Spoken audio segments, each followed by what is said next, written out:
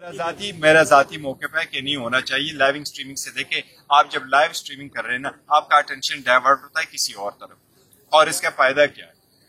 अब ऐसे भी तो लोगों के पास अदरवाइज जा रहे हैं, तो लाइव स्ट्रीमिंग करें, खत्म करें। ओपन क्या ये पार्लियामान एक कानून साजी के जरिए कर सकती है, या सुप्रीम कोर्ट की पावर अगर आप एक्सपेंड कर लें और सुप्रीम कोर्ट के बेंचेस के तक आप रूल बनाना चाहें, और वो क्या कानून साजी के जरिए हो सकता है कि नहीं?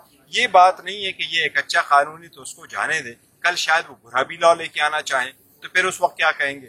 आपको याद होगा आजकल जो इजराइल में सबसे ज्यादा जलसे जुलूस हो रहे हैं, लोग एहतजाज कर रहे हैं कि नेतन्याहू जो लेके आ रहा है, तो वो मेनली अपने केसेस को मद्देनजर रखते हुए चेंजेस लेके आए जुडिशरी में।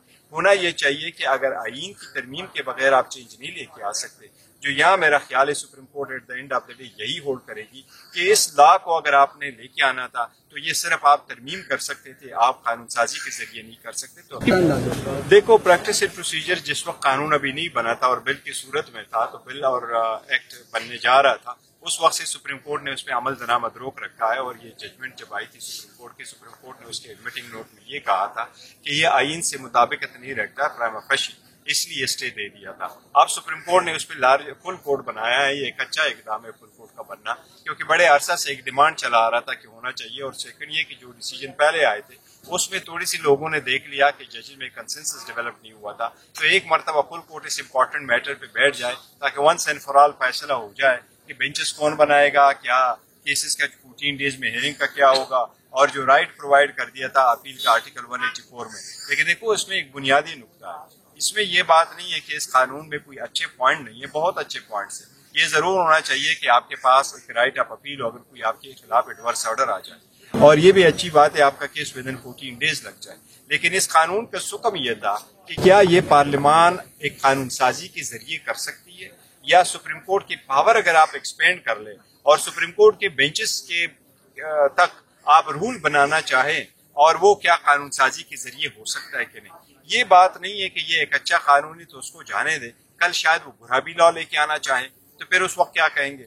आपको याद होगा आजकल जो इजराइल में सबसे ज्यादा जलसे जुलूस हो रहे हैं, लोग एहतजाज कर रहे हैं कि नेतन्याहू जो लेके आ रहा है, तो वो मेनली अपने केसेस को मद्देनजर रखते हुए चेंजेस लेके आए जुडिशरी में। होना ये चाहिए कि अगर आईन की तरमीम के बगैर आप चेंज नहीं लेके आ सकते, जो यहाँ मेरा ख्याल है supreme court at the end of the day यही होल्ड करेगी कि इस लॉ को अगर आपने लेके आना था तो ये सिर्फ आप तरमीम कर सकते थे, आप कानून साजी के जरिए नहीं कर सकते। तो बेसिक इशू यही है सर। कानून साजी पार्लियामान का इस्तेकाक है, और क्या सुप्रीम कोर्ट पे इख्तियार हासिल है कि वो खुद से रीराइट करने लग जाए, और इस तरह के पार्लियामान अगर किसी और तनाजुर में भी कानून साजियां करते हैं तो वो भी तो फिर नेक्स्ट टाइम नहीं। देखो, इसमें कोई दो राय नहीं है, कानून साजी करना इस्तेकाक है पार्लियामान का, ये उसकी ड्यूटी है, बिल्कुल पार्लियामान करती है। लेकिन उस पर कदगन ये है कि आप जो कानून साजी करें वो आइन के मुताबिक हो। फंडामेंटल राइट्स के खिलाफ आप नहीं कर सकते। आप जो बेसिक स्ट्रक्चर सुप्रीम कोर्ट का कहा जाता है, लेट्स सपोज कल पार्लियामान बैठ जाए और ये कहें कि फेडरेशन सिस्टम नहीं होगा, कल पार्लियामान बैठ करके कहे कि नहीं इस्लामिक नहीं होगा, सेकुलर होगा, तो ऐसी कानून साजी नहीं हो सकती, और ऐसी भी नहीं हो सकती वो आइन से मुतसादिम हो। तो ये नहीं है कि आप कानून साजी नहीं करते। सुप्रीम कोर्ट का मनसब ही यही है कि अगर कानून साजी पार्लियामान ने की हो तो आप ये देखें कि आइन के मुताबिक है कि नहीं। यही रीजन है कि इसको कहते हैं कि ये चेक एंड बैलेंसेस है। पार्लियामान कानून साजी करे, सुप्रीम कोर्ट उसको देखें कि क्या वो आइन के मुताबिक है कि नहीं। अगर ये लॉ सिर्फ आइन में तरमीम के जरिए लिया जा सकता था, मुझे उम्मीद है सुप्रीम कोर्ट कहेगी कि नहीं ये नहीं हो सकता था, ये अनकॉन्स्टिट्यूशनल है। सुप्रीम कोर्ट अनकॉन्स्टिट्यूशनल डिक्लेयर करके कभी अपने के लिए अजूम नहीं करती कि ये कानून साजी हमने करनी थी। ये फिर भी कहेगी पार्लियामान को कि आप करें, पर इस तरीके से कानून। अच्छा सर, आपकी जमात तहरीक इंसाफ ने मौजूदा चीफ जस्टिस काली फारिसा के खिलाफ एक मुनज़्ज़म किस्म की साजिश की, लेकिन नाकाम रही। अब चीफ जस्टिस से क्या उम्मीदें हैं? आपको रिलीफ मिलेगी? इमरान खान को बाहर निकालेंगे? देखो, वो पीटीआई की मुनज़्ज़म साजिश नहीं थी, और इमरान खान साहब ने उस पर सारी भी कर दिया था। उस वक्त जो रिपोर्ट उसके सामने आई थी, तो देखो ना, अनफॉर्चुनेटली, लेकिन जो हुआ सो हुआ है। जहां तक काजी फैसल साहब का ताल्लुक है, हमें फुल उम्मीद है काजी फैसल साहब। मैं जाती तौर पर समझता हूँ उसको, वो एक अपराइट इंसान है। मैं उसके सामने पेश होता रहा हूँ जब वो चीफ जस्टिस से बलूचिस्तान हाई कोर्ट के, और मेरी एक रिपोर्टेड जजमेंट भी है बलूचिस्तान हाई कोर्ट की जिसमें मैं उनके सामने पेश हुआ था। अपराइट आदमी है। हमारा अगर कानून के मुताबिक राइट बनता है तो मुझे उम्मीद है इंशाल्लाह ताला सुप्रीम कोर्ट और काजी फैसल साहब हमें वो राइट देगी जरूर। तो सर ये उम्मीदें लगाइए, आपको वो पूरी होती हुई नजर नहीं आ रही? देखो पीटीएम तो फोरम शॉपिंग करती रही है पहले भी और अभी भी। पहले भी ये कहती रही है कि जी आप फुल कोर्ट बनाए, बस दो जज बीच में ना बैठे।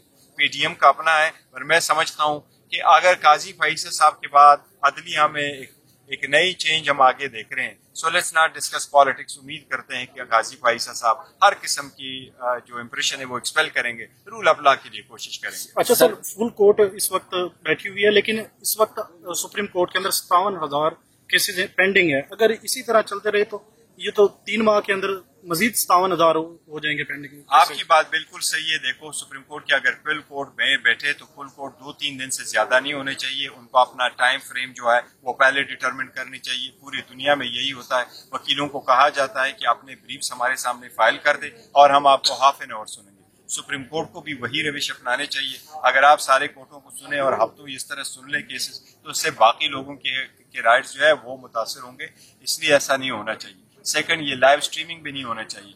मैं आज जाती तौर पे समझता हूँ कि ये एक पहला step in the wrong direction है। देखिए पूरा पाकिस्तान उर्दू बोलता है या दूसरे लैंग्वेजेस बोलते हैं। सुप्रीम कोर्ट की अपनी जजमेंट्स है कि लोगों को उर्दू में तर्जुमानी करा के दे दे और निशानात भी उर्दू में होने चाहिए। ये जवाद ख्वाजा साहब साबिक चीफ जस्टिस की जजमेंट है।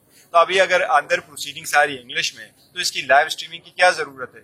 दूसरी बात है कि लाइव स्ट्रीमिंग करके इतना रिसोर्स आप जाया करेंगे तो उनका खातिर खा फायदा तो है नहीं। आवाम तो ट्रस्ट कर रही है। लाइव स्ट्रीमिंग होती है, अमेरिका में लाइव स्ट्रीमिंग होती है और पूरी दुनिया में सिस्टम को ट्रांसपेरेंट करने के देखिए लिए जहां तक इंडिया का ताल्लुक है तो वो वहां कोर्टों में जो लगे से नस्ब कैमरे उसके मुताबिक है। अमेरिका में आज भी लाइव स्ट्रीमिंग नहीं है। पूरे यूएस में आप देखेंगे तो स्टेट्स के कोर्टों में है, फेडरल कोर्ट्स में आज भी कैमरे की इजाजत नहीं है। यूएस सुप्रीम कोर्ट में आज भी कैमरे की इजाजत नहीं। और यूएस सुप्रीम कोर्ट के जजेस कहते हैं कि अगर आधा घंटा की आर्गुमेंट से आपने 30 सेकंड्स की साउंड बाइट निकाले, उसका आवाम पे गलत इंप्रेशन। सर ये आपका जाती मौक़िफ़ है या तहरीक इंसाफ? नहीं, मेरा जाती मौक़िफ़ है कि नहीं होना चाहिए। लाइव स्ट्रीमिंग से देखे, आप जब लाइव स्ट्रीमिंग कर रहे हैं ना, आपका अटेंशन डाइवर्ट होता है किसी और तरफ, और इसका फायदा क्या है? अब ऐसे भी तो लोगों के पास अदरवाइज जा रहे हैं, तो लाइव स्ट्रीमिंग करें, खत्म करें। एक्टिविज्म की एक ये मैं कहता हूँ यह पहला कदम है जुडिशियल एक्टिविज्म। लेकिन एनीवे चीफ जस्टिस है, वो कर सकते हैं। मैं समझता हूँ इससे देखे, आप अगर 10 मिनट की हियरिंग करेंगे तो वो कला जिस तरीके से अर्गू करेंगे, वो अगर लाइव स्ट्रीमिंग करवाएंगे तो उससे थोड़ा फर्क पड़ेगा। और अगर आगे झगड़े वगड़े हो जाते हैं उससे भी फर्क पड़ेगा। सर ये बड़े होते हैं नजर आए। आज दोनों वकील बड़े दबाव में थे। क्या दूसरी साइड के 15 रुकनी बेंच है सर, इस वजह से तो ज्यादा दबाव नहीं? 15 रुकनी बेंचों या 4 बेंचों वकला हम सारे पेश होते हैं, अपने आर्गूमेंट्स करते। देखो ना, हम दोनों तरफ हो, चाहे हम एक तरफ से वकील हो या दूसरी तरफ से वकील हो, हमारा मकसद होता है कोर्ट को असिस्ट करना। At the end of the day फैसला तो अदालत ने देना है, तो अदालत ने जो फैसला देना है वही प्रिवेल करेगा। सर्कल ओथ टेकिंग सेरेमनी में फारूक जो आपके रहनुमा थे तहरीक इंसाफ से, उनका बेटा पहले बीमार था, वफात पा गया है। इसके पीछे कौन है इसका जिम्मेदार? कोई अस्पताल उसको दाखिल नहीं कर रहा था, आखिरकार उस बच्चे को जान से हाथ धोना पड़ेगा। ये बड़े अफसोस की बात है। लेकिन देखो, जो भी रिस्पॉन्सिबल है कार्रवाई करनी चाहिए, और वो जो हुआ है बहुत अफसोस है।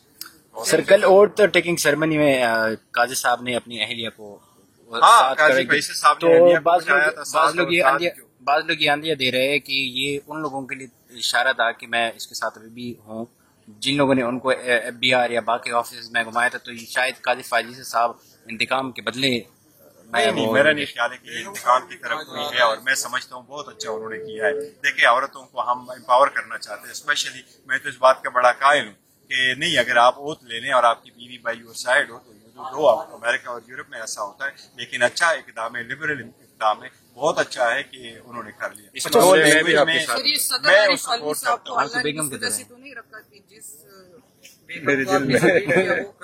नहीं, देखो वो बेगम को जलील नहीं किया था। लेकिन देखिए, एक बात जरूर ज़हन में रखें, उस वक्त सुप्रीम कोर्ट ने एक डिसीजन किया था और सुप्रीम कोर्ट ने ये होल्ड किया था कि आप जाके बिहार में सारा दें। वो डिसीजन गलत या सही, लेकिन सुप्रीम कोर्ट ही की मेजॉरिटी का डिसीजन था।